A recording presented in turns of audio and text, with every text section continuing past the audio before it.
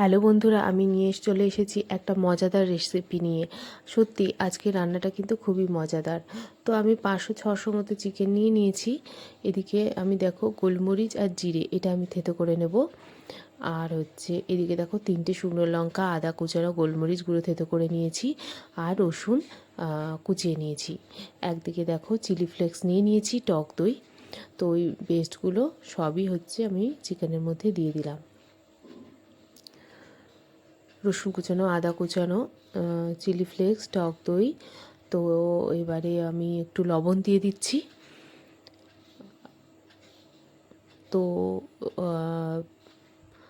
আমি দেখো কলা পাতার মধ্যে নিয়েছি। কলা পাতার মধ্যে রান্না করতেও যেরকম ভালো লাগে, খেতেও সেরকম ভালো লাগে। তো একদিক দিয়ে আমি হলুদ দিয়ে দিলাম, নুন দিয়ে দিয়েছি, ধনে গুঁড়ো দিয়ে দিচ্ছি।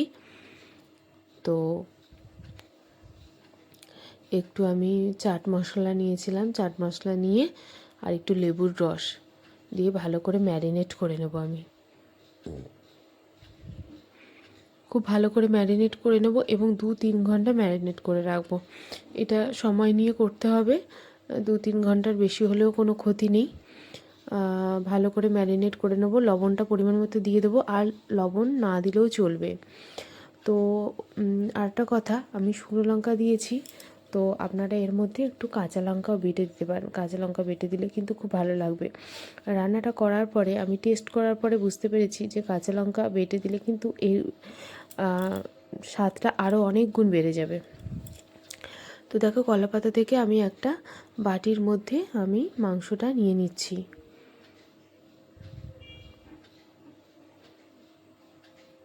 তো আমি 2-3 ঘন্টার মতো রেখে দিয়েছিলাম, তারপর সন্ধেবেলায় এই রান্নাটা আমি স্টার্ট করেছিলাম।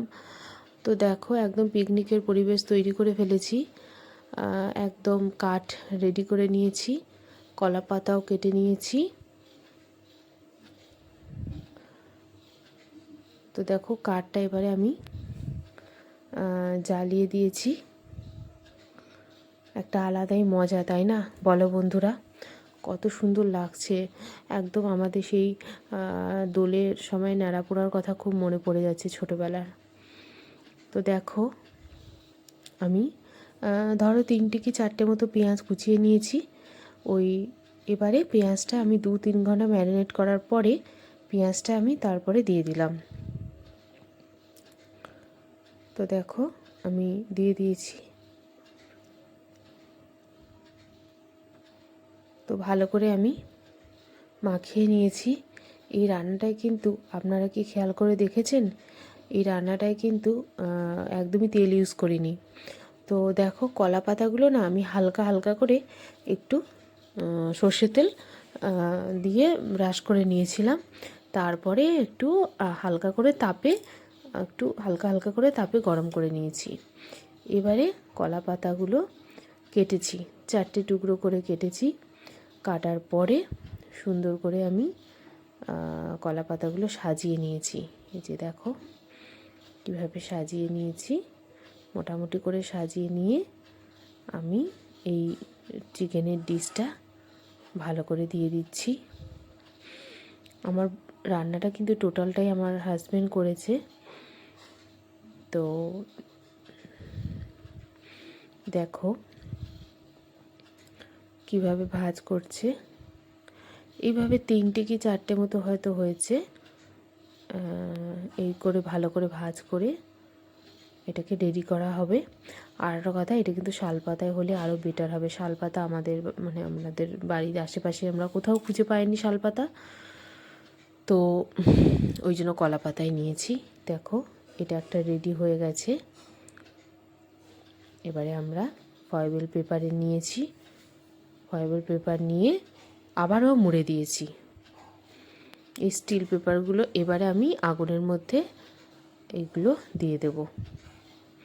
একদম ইউনিক একটা রেসিপি। আর আমি খাওয়ার পরে বুঝতে পেরেছি এত সুন্দর নরম হয়েছে না। একটু হাড়যুক্ত মাংস থাকলে অতটাও ভালো লাগবে না, একটু চিলি চিকেনের মতো মাংস কেটে নিলে তাহলে আরও সুন্দর লাগবে। দেখো অনেকক্ষণ ধরে এটা সেঁকা হয়ে যাচ্ছে। একটা ইউনিক রেসিপি। তোমাদের ভালো লাগলে অবশ্যই কিন্তু লাইক কমেন্ট সাবস্ক্রাইব করতে কিন্তু তোমরা ভুলবে না। আমার কিন্তু একটা নতুন পেজ আছে, সুস্মিতা খুটিয়া ভূঁইয়া ফেসবুক পেজ। সেই ফেসবুক পেজেও কিন্তু তোমরা গিয়ে অবশ্যই ফলো করে দেবে।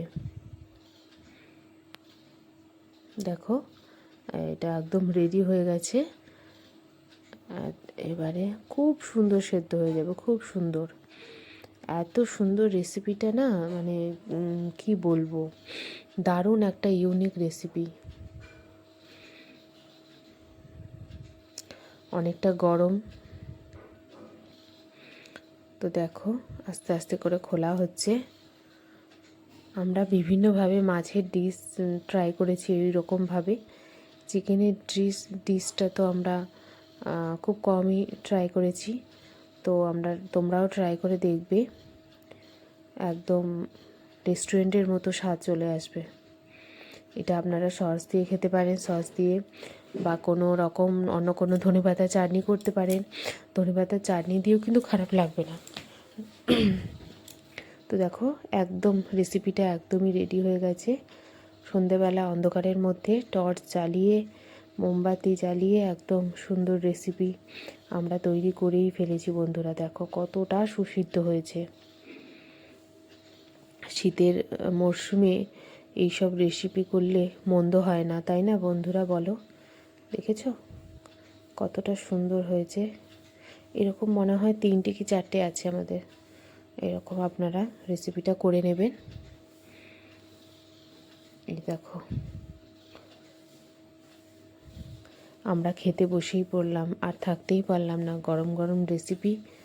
তো চলো বন্ধুরা আমরা রেসিপিটা খেতে শুরু করে দিই। দেখো আবারও